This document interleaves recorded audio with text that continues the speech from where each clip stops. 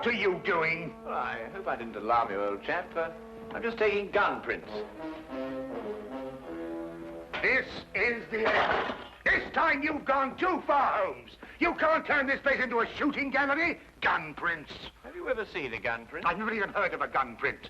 You'll kill somebody one of these days, Holmes. Parliament ought to pass a law against people like you. Well, of course, gun print's just the name I've given it. Actually, it's the marks on the bullet left by the rifling in the gun barrel. Ah! Yeah, would you like to look at these two bullets under the magnifying glass? You'll observe that they have different markings because they were fired by different guns.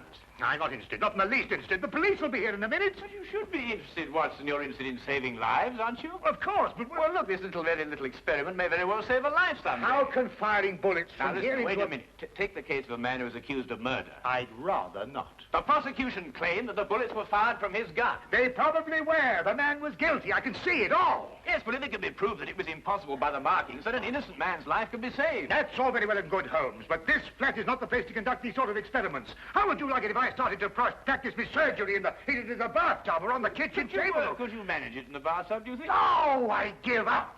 And now, if you're not keeping this appalling smell for experimental purposes, I will, with your permission, open the door. Holmes, I told you. I knew you'd gone too far. Now you have shot somebody. Well, if I have, I shall have to certainly correct those guns for drift. That's fantastic. He seems to have some breath in him still. No fault of yours if he has. Now, help me with him before somebody sees him. Yes. Really, firing off revolvers, brewing poison, frightening people. It's more than a man can stand, Holmes. Really, more than a man can stand. Am I wounded badly, please?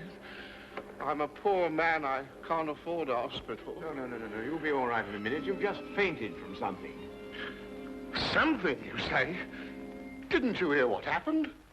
I was outside, about to knock at your door, when suddenly I was attacked. Someone turned a revolver loose on me, bullets flying everywhere. I tried to fight back bravely, but there were too many of them, 6 or 7 at least, all firing guns. I'll get you a glass of brandy. Oh, thank you. You'd better call the police. They may try it again, whoever they are. Maniacs and foreigners, I'll be bound. No. You're quite safe now. Those shots came from my revolver and were fired into that wadding over there. You mean you were the one who... Yes, I was just carrying out a little experiment. I must apologize for any shock I may have given you. And no one is after me? And not to my knowledge, Mr. Wilson. Here, will you drink this, huh? Oh, thank you. You called me Mr. Wilson just now. How did you know that was my name?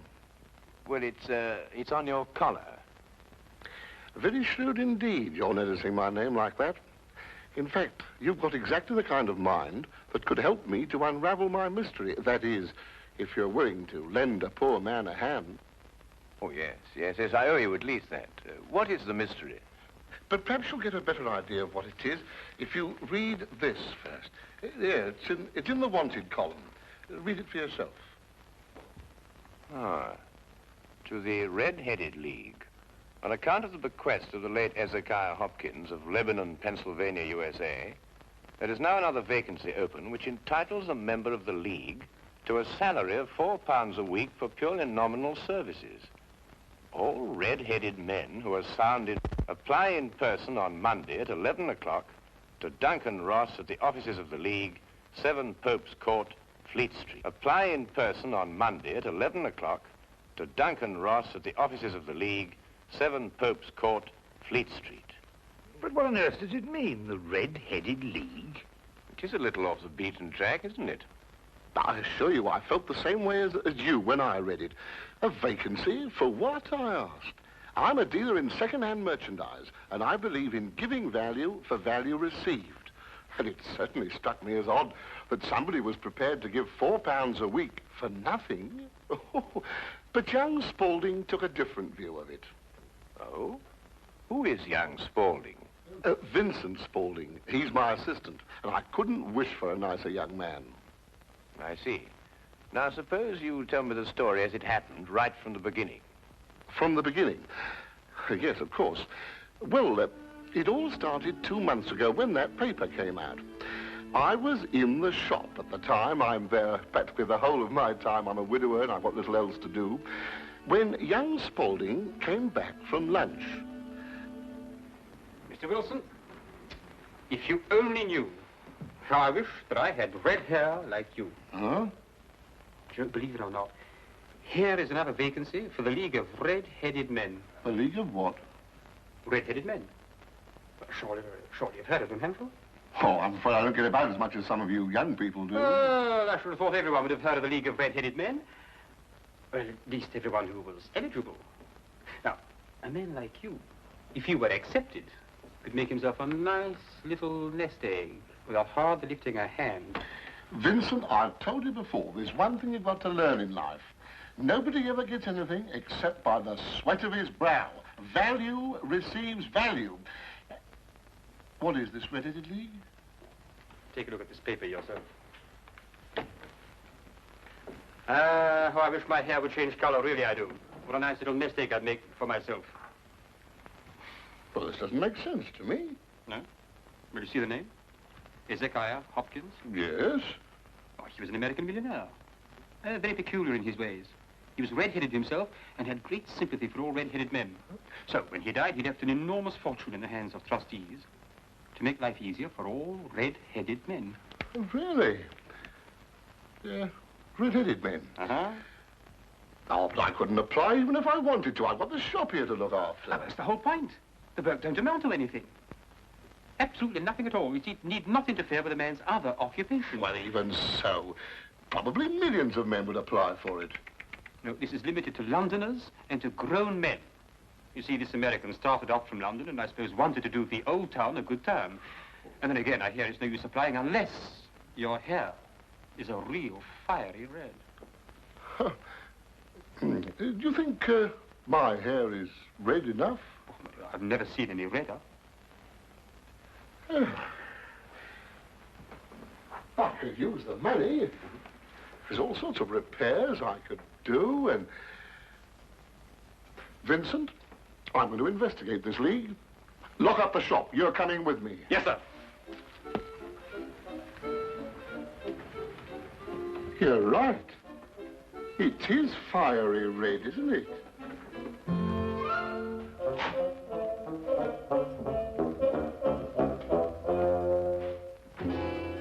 Let me handle everything.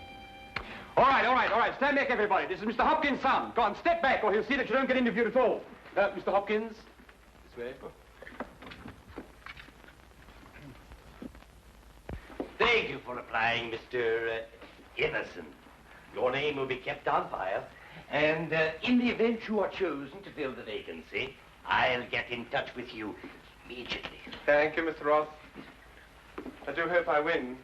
My family and me could do with the money. We shall see what we shall see, Mr. Iverson. Thank you so much.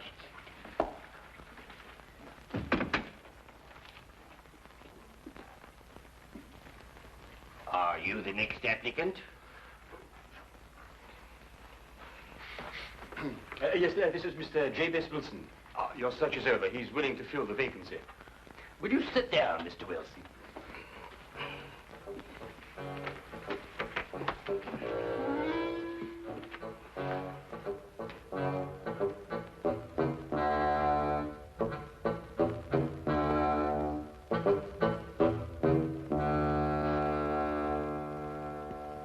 I've never seen anything like it.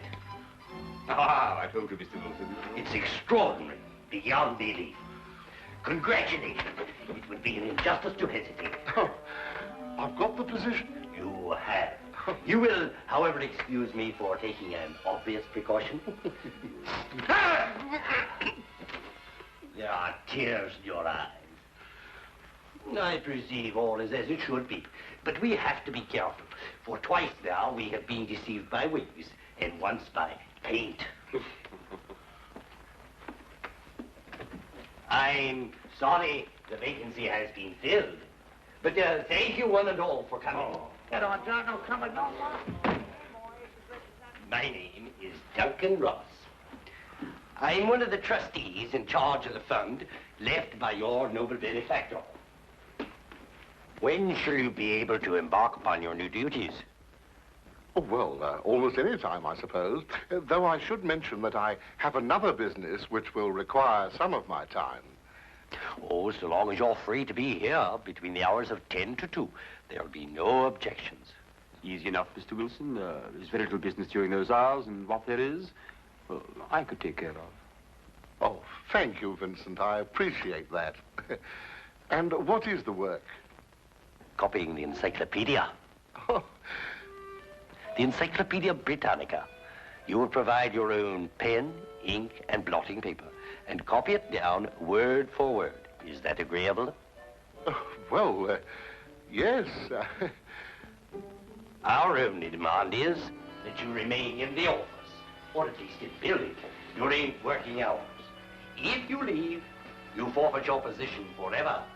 The will is very clear from that point. Well, it's only 4 hours a day. I shouldn't think of leaving. No excuse will avail, neither sickness nor business or anything else. Here you must stay or lose your billet. I quite understand. Then, goodbye, Mr. Wilson. And again, let me congratulate you. Oh, thank you, sir. Thank you. The Encyclopedia Britannica. Ah, you'll do a wonderful job of it, Mr. Wilson. I'm sure you will.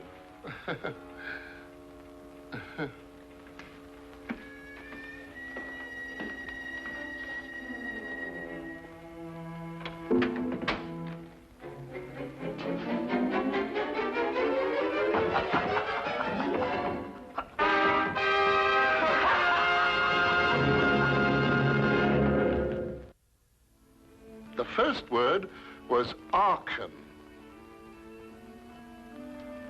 At the end of 8 weeks, I'd finished the A's and begun the B's. For this, Mr. Ross rewarded me every Saturday with 4 golden sovereigns. Yesterday morning, however, I got a staggering blow indeed.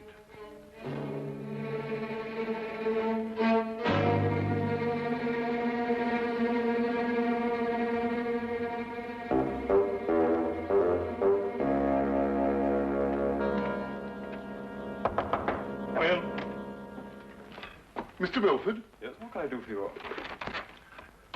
What's happened to Mr. Ross? Mr. Who? Mr. Ross, Duncan Ross, in office number 4. He's gone. What's happened to him? Just a moment, let me look him up in my files.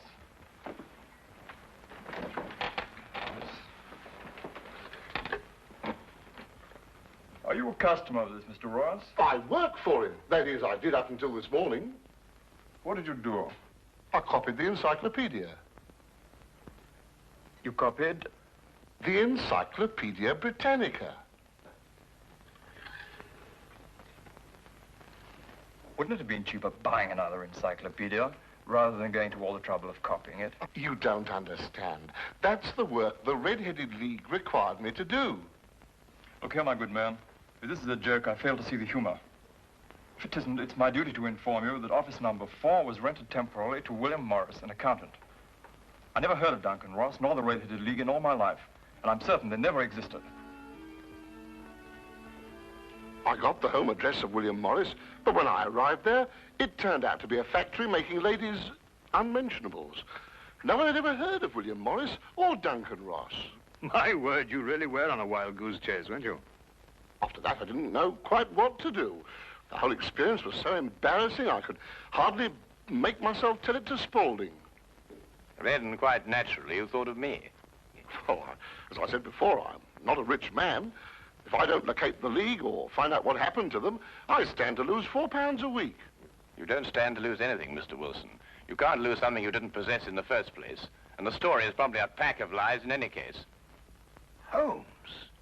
And if it isn't, you've no reason to complain. You're £30 richer by your experience, not to mention the invaluable knowledge you've gained on every subject under the letter A. If I were you, Mr. Wilson, I'd be quite grateful and forget about the whole affair. Good day to you, sir. Well, I hardly expected this kind of treatment. If you should discover a corpse at your second-hand shop in an old cello case, you're perfectly welcome to return. In the meantime, I have an experiment to conclude. I'm going to find out if firing a gun in a house is illegal. If it is, you can rely on me to report you. Holmes, what on earth persuaded you to behave like that? Yes, it was rather unseemly behavior, wasn't it, Watson? Right. But absolutely necessary, I assure you. But why? Well, if I tell him I was willing to take on his case, he'd probably give me away to the wrong party. Why burden him with the necessity of having to keep a secret? Then you mean you're going to take the case? I wouldn't miss finding out about the Red-Headed League for all the tea in India. China, Holmes. Do you think it could be a prank, some sort of wild practical joke on Mr. Wilson? Well, at £4 a week for 8 weeks, the joke would be on someone else. It is a considerable sum, isn't it? The case, as I see it, breaks down into two whys. I think I know the first why, but the second why eludes me. Well, which is the why you know and which is the why you don't know? Well, why was the League formed? Now, that's obvious. To keep Wilson out of the shop for a certain number of hours a day. But why is the why that I want to know? Well, why is the why that you want to... I see. You mean somebody tried to get Wilson out of his shop in order to steal something from him? No. The case is too elaborate to justify stealing from so small a shop as Wilson's. No, the reason is bigger than that. Bigger than any of us might imagine. Now, you're not going to start shooting again, Holmes. No, but I'm going to take this with us. Us? Yes, you're interested in the case, aren't you? I'm a doctor, Holmes. Well, all the better if someone should get hurt. This started out to be such a peaceful morning, and an old friend of mine was coming from India, and we were going to spend the day together. And now look what you've talked us into, the Red-Headed League. Yes, exciting, isn't it?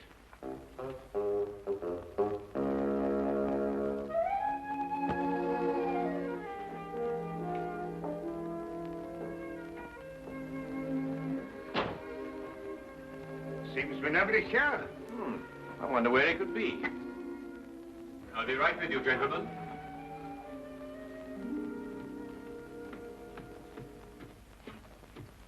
May I help? I'm sorry, I was occupied in the cellar. I hope I haven't kept you waiting.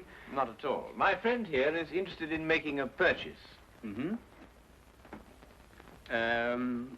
Anything in particular? I think well, you never know what you might... Oh, what's that?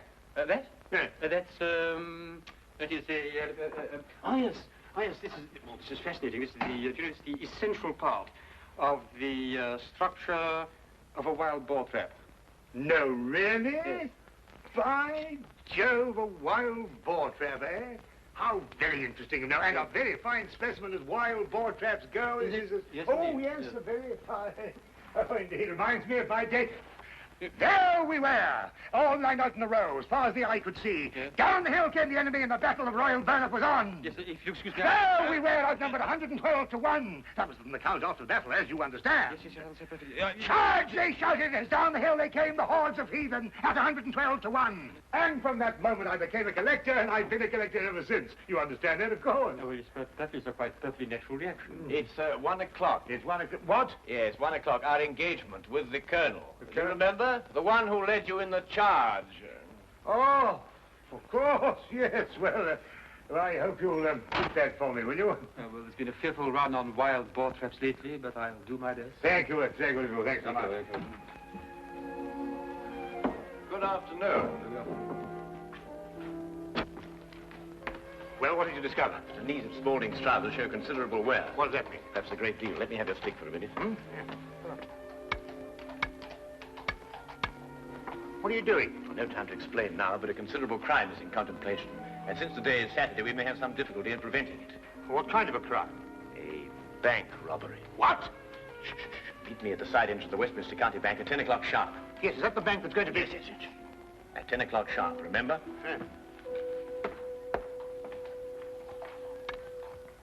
The basement vaults of the Royal Westminster Bank, as you can see, they are impregnable.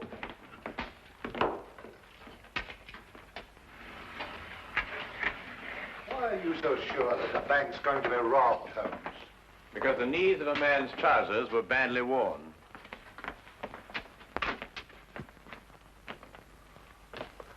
I can't see how they can possibly get in here.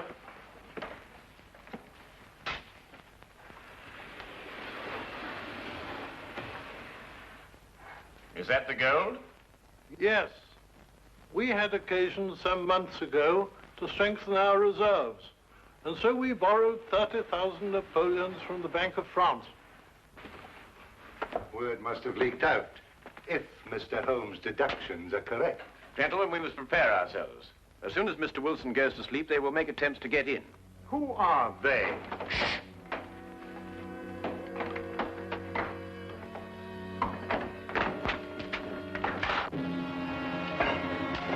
Get back.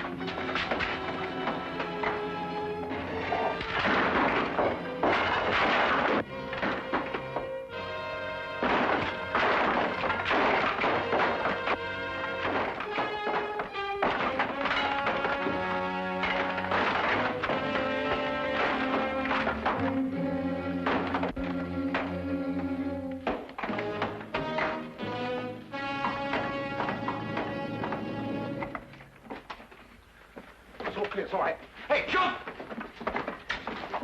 All right. All right, Spaulding, your bank-robbing days are over. So I see. I fancy my pal got away all right, though. There are 3 policemen waiting for him at the other end.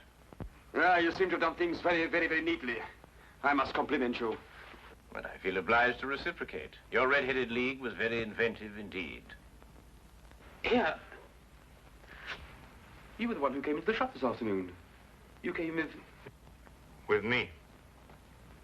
Ah. I thought there was something very, very queer. You don't look like a collector at all. They helped to collect you, didn't they? I think you'd better come along with me.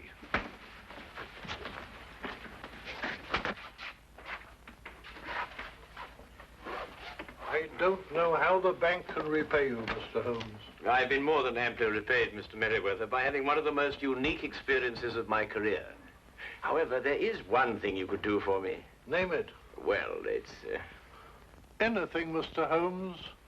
I'm a regular depositor at your bank, Mr. Merriweather, and I should be eternally grateful if you could do something about your pens.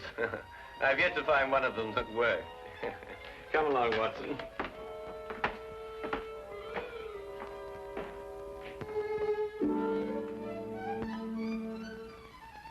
What I shall never understand is how you suddenly knew there would be a bank robbery.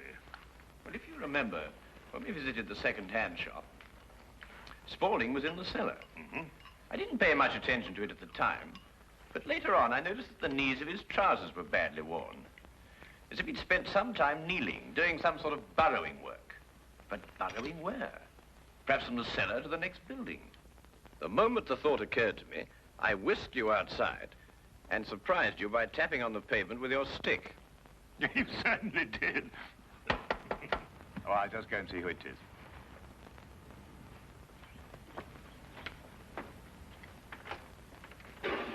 Hello, come on in, Inspector. How are you? Dr. Watson. I hope it's not too late to make a call. Of course not. Come right on. Well, I saw the light was on, and I just thought I'd drop in. Ah, how are you, Inspector? Now, make yourself at home. Oh, Draw up a chair. Thank you very much indeed. Cup of tea? Yes, please. Well, by the time the newspapers come out with a report of your exploits tomorrow, Holmes, you'll be a hero. Oh, well, I shall try and remain humble through it all. Yes, the whole of London, except, of course, Mr. Wilson. Unless I miss my guess, he wants me still to arrest you. Arrest me? What for? Well, he didn't like the way you treated him last night, you know. And then, of course, he complains that... Oh, no, it's too ridiculous.